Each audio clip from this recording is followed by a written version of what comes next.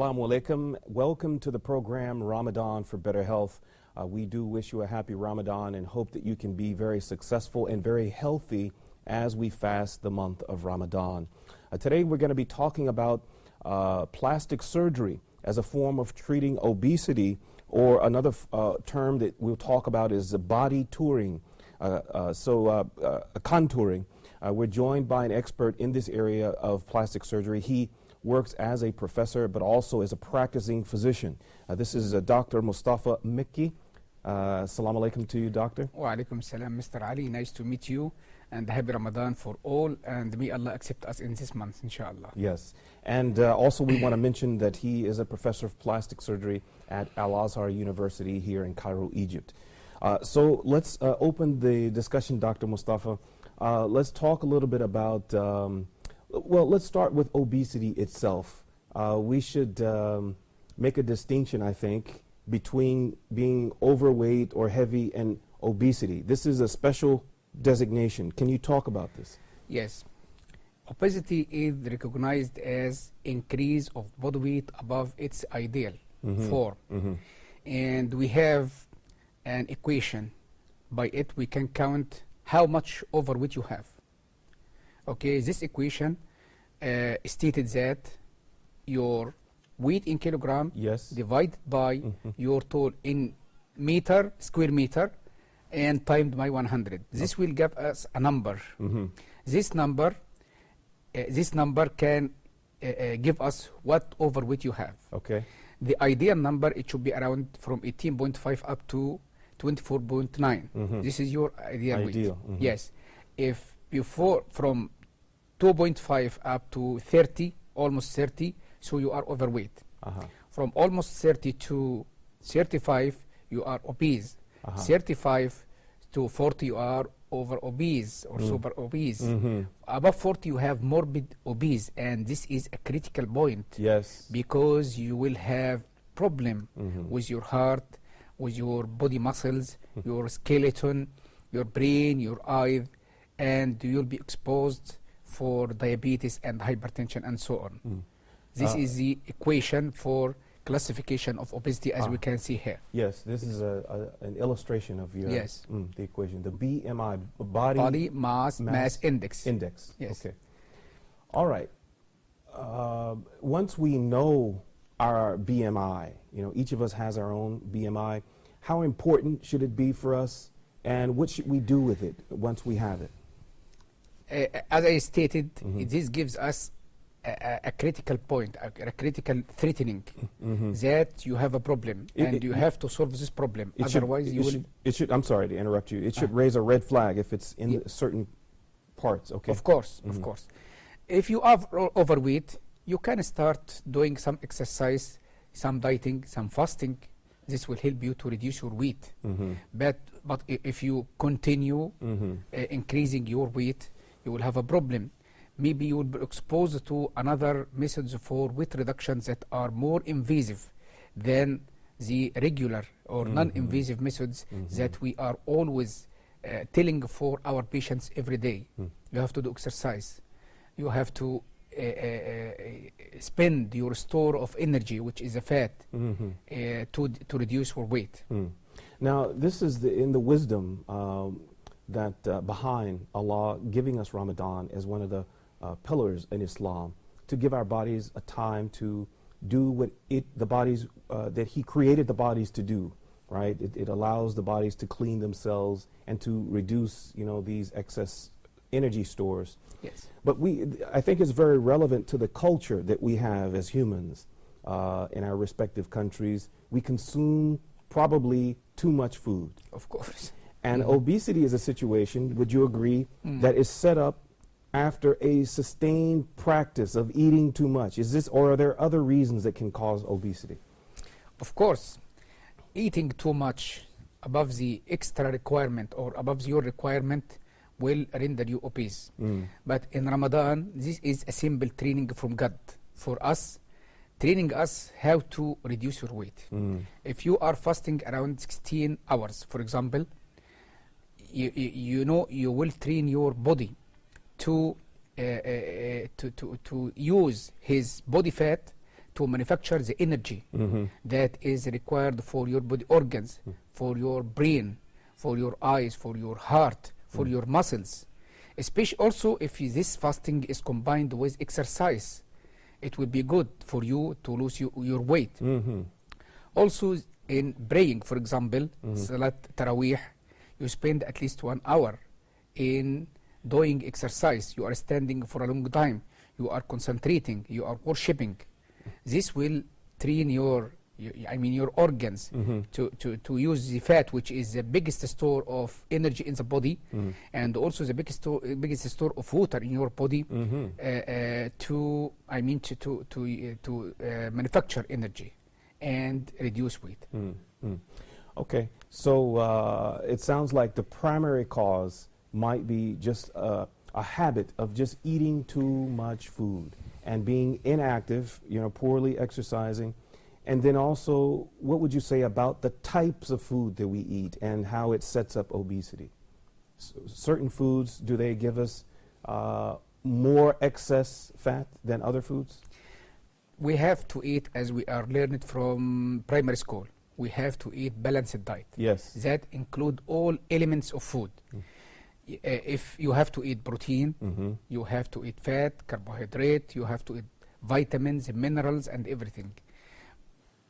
If you are not eating fat, for example, you will have a problem with your body. You have to eat a balanced diet. You have to eat ideal amount of food to have good health. All right. Now, once we have a situation of obesity, there's something that we have to do about it. If we don't, it could potentially threaten our lives or give us serious health conditions. What are some of the options for dealing with and treating obesity? Okay. Options for treatment of obesity are classified into two big categories. One is non-invasive procedures, and the other one is invasive procedure. Non-invasive include exercise, eating, changing of your lifestyle, eating a balanced food, as I said. We can take some medicines or some herbals to reduce weight, for example. And this is a simple. And also, as a plastic surgeon, we may have a role in certain kinds of people. I mean, they have just overweight and they are not able to reduce their weight by simple methods like that. Or most of the patients coming for my clinic saying, "Doctor, I had some regime to reduce my weight. I did it for 3 months and I already get reduction of my weight, but I regained my weight again." So I have to help those patients by doing some liposuction for them, which is not much invasive surgery. But the next class or next type of procedures for weight reduction is invasive or surgical interventions for reducing the alimentary canal, I mean stomach size, which is called the bariatric surgery. Through this bariatric surgery, we can reduce the capacity of the stomach by insertion either of a ring or something like that, or insertion of a balloon inside the cavity of the stomach to reduce its capacity. We can also excise part of the stomach to remove the store of food in the body. And this is an invasive. But we have something very important, that most of the patients coming for plastic surgery clinic, and they are aiming, or their main concern is weight reduction, and this is not right. Weight reduction is by other methods. We have a little role for that, but we are dealing for those patients after losing their weight. So plastic surgery as and its relationship to obesity, traditionally, when I think of plastic surgery, I think of, someone who wants to try and maintain a youthful look. They get a so-called facelift. I just can't conceive of the types of things. You said liposuction. Is this an example of the plastic surgery that's done? Plastic surgery is two also big categories. One is for cosmetic reason, and this represents around 30% of our work. 30%, 40%, yes. and there is around 60 or 70% of our work is reconstructive surgery. Reconstructive? Yes.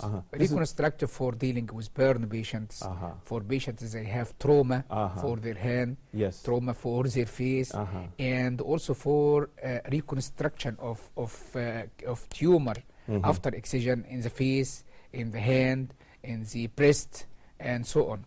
But for cosmetic reasons, or cosmetic part of our work is, as you said, for facelifting, blepharoplasty, eyebrow and forehead lift, and also some other office work, like Botox injection and so on.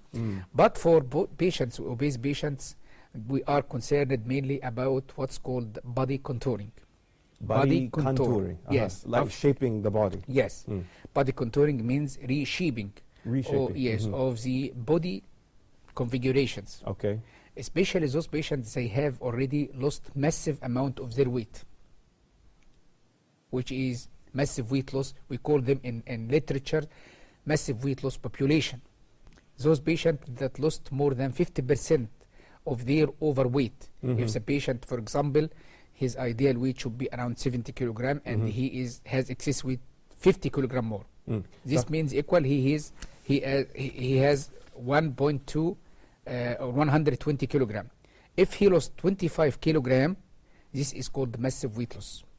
Dr. Mustafa, we'll take our first break right now, and then we'll come back to continue talking about obesity and plastic surgery.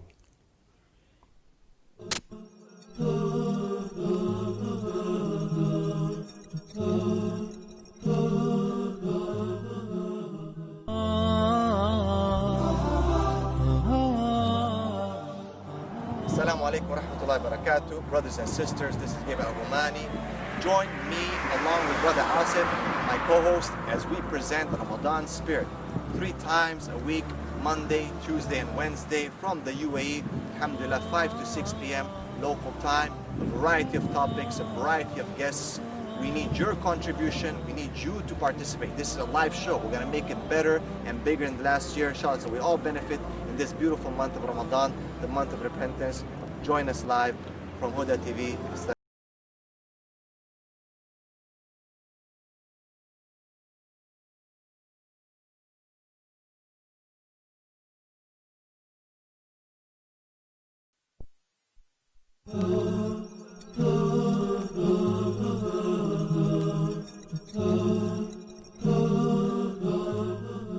Assalamu alaikum and welcome back to the program Ramadan for Better Health.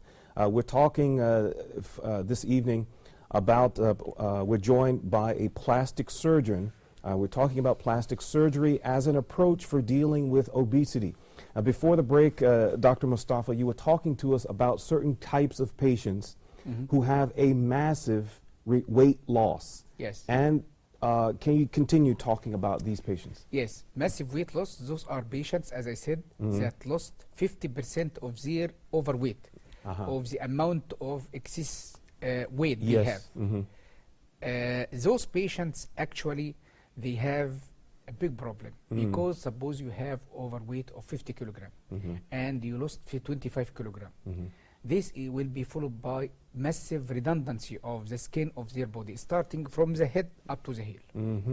They will have sagging of their face and atrophy. Most of the patients are like that. Especially those patients, they have already bariatric surgery for reduction of the stomach size.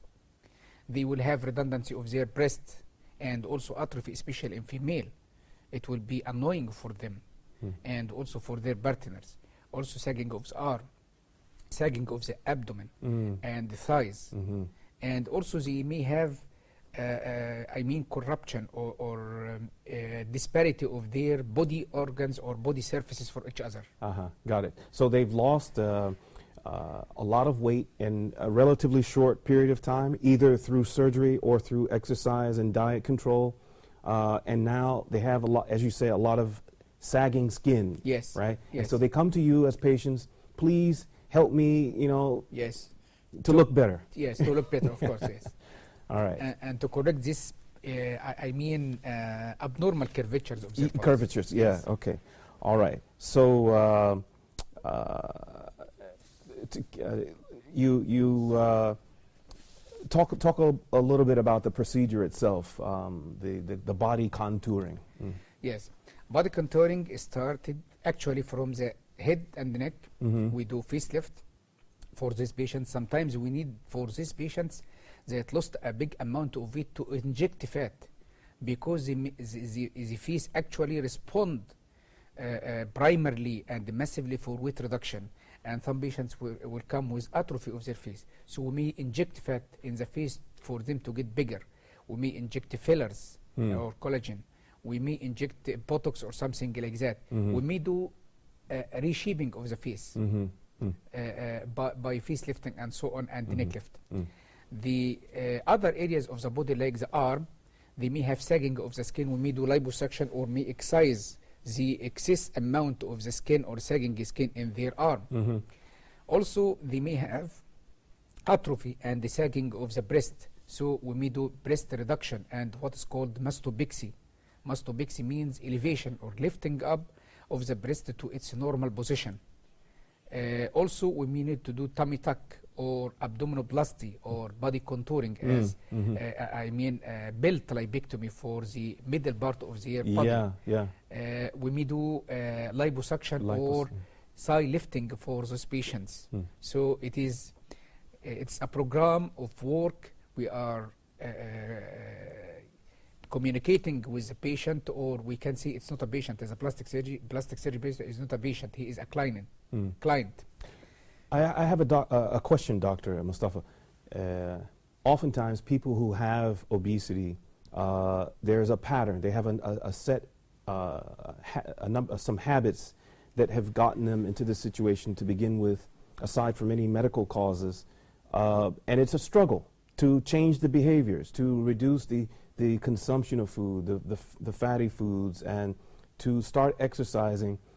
So oftentimes we see people go back, they put the weight back on, and they lose the weight and go back and forth. You know, we see celebrities doing this a lot in the, so once someone has had plastic surgery, they've had body contouring, if they gain the weight back, does it set up a special kind of problem? Of course, it's a problem. I think patients, they have spent a lot of their time, many years, for weight reduction, and also for doing operations like abdominoplasty and so on. I think most of them, they have to preserve their weight to ideal. Most of them actually, because they have a psychological problem from doing many operations before. So they have to keep their weight ideal. Otherwise they will be exposed to more operations and more complicated operations for weight reduction, and also more complicated operations for body contouring. And as you said, to repeat what you said earlier, once you have, you know, this extra skin sagging after weight loss, the skin itself, is it just removed? The sagging skin after significant weight loss, do you just remove the skin entirely? Not only skin. We remove the skin and also the subcutaneous fat with us. And it will end up with a scar from the medial aspect of the medial side of the arm. And this actually is a sequel of the operations of body contouring. You will lose weight, you will remove your sagging skin, will remove your fat, but you will have a scar in the area that we removed or we excised. Okay, can you talk a little bit about any complications that you might encounter during these surgeries? First, we have to know that any surgical intervention should carry some complications. But we have to differentiate between complications and sequelae. Also, we have to consider the preoperative preparations, and we have to do the standards of surgical standards to avoid complications. If we do for those patients preoperative preparation very well, because most of the patients that lost a big amount of weight, they will have some sort of malnutrition, or they will lose some kinds of vitamins and minerals, especially those patients that have stomach reduction or excision of part of the stomach. We call it gastric sleeve. They will have deficiency of vitamin B12, for example. They will have low minerals, and they will have anemia. So we have to correct all of these problems before any surgical intervention for these patients. Otherwise, you will have a complication. Yeah. But as I said, we have to differentiate between complications and sequelae. Sequelae, it will happen like the scar after operation. If you excise your excess skin from the lower abdomen, for example, or your breast or arm, you will have a scar. This is a sequelae, and not a complication. And also we instruct our patients that these scars need some ointments, some precautions, maybe laser to improve later on. And this is sequelae. But complications are, as I said, it's different. Now, some people are considering these kinds of surgeries. You know, you have to plan for them. What about anyone thinking about performing this surgery during the month of Ramadan? Actually, I don't do these operations at the time of Ramadan because it is an elective surgery. Why I have to do elective operation? And you are deprived from the hasana of fasting of Ramadan. Yeah. So I don't know these operations during Ramadan. I postpone. I ask my patients come after Ramadan, yes, and we can do this operation. Okay. Now, you know, I imagine that your patients are more women than men, but you also see men as well. Is that correct? Of course. All right. So what is the breakdown, the percentages? Percentage. I think women more than 90% than men. I'm sorry?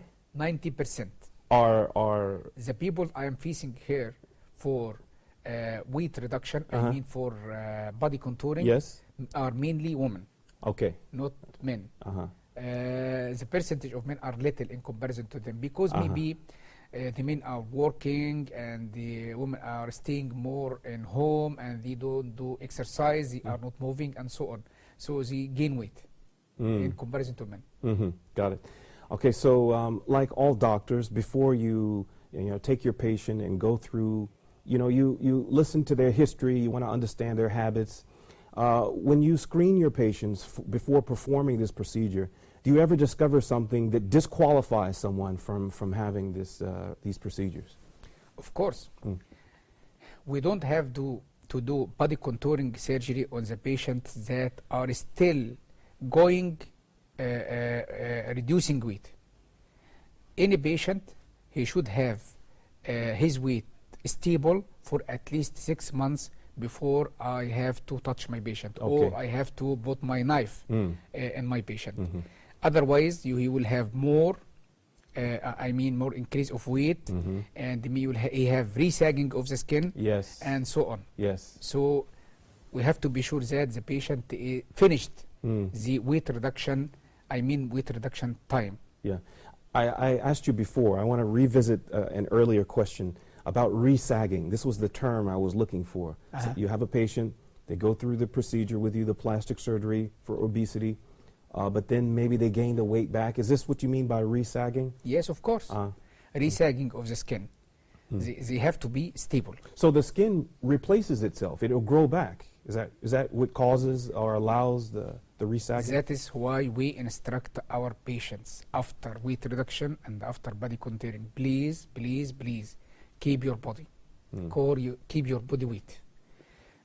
You have to continue on exercise. You have to continue on the balanced diet, on the healthy food. Yeah. You have to fast at least 2 days every week. This will help you a lot to maintain your weight to ideal.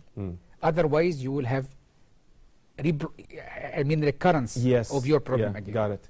And then after they've actually performed the surgery, do you require them to come back to see you? And what about the rates of success? How many patients are actually successful and they're solved their problem with this? Most of the patients are motivated to lose weight and to have their body shape normal. Most of them. because you know, if the patient, she is overweight and she has obesity and she has a problem with her skin, always partners, classmates, family members, friends, they are accusing them that you have a problem. Most of the patients are motivated to solve or to have a final solving of their problem. But we have a little of these patients that have what's called the body dysmorphia. They are not accepting their body. They are always standing in front of mirrors and they are comparing their body shape with the body shape of others. Even I did for them body contouring surgery like abdominoplasty, like breast reduction and so on. They are concerned about the scars of these operations, and how about if I don't have scar of these scars? We are sending those patients actually to psychotherapy to help them and to take some psychological treatment for support. Okay, Dr. Mustafa, I am sorry to cut you. I'm sure there are many other aspects of this that we did not get to, but this at least allows the viewers to understand more about these procedures, plastic surgery as a way of treating people with obesity, and again, as we've said before, prevention. Do things before you find yourself in an obese situation. We hope this was beneficial, inshallah. This was Dr. Mustafa Mikki. He is a plastic surgeon. He works as a professor and as a practicing physician, a surgeon at Al-Azhar University. Thank you so much for being with us, Doctor. Thank you very much. And thank you, dear viewers, brothers and sisters, for being with us. We'll be back with more, inshallah. Assalamu alaikum wa rahmatullahi wa barakatuh.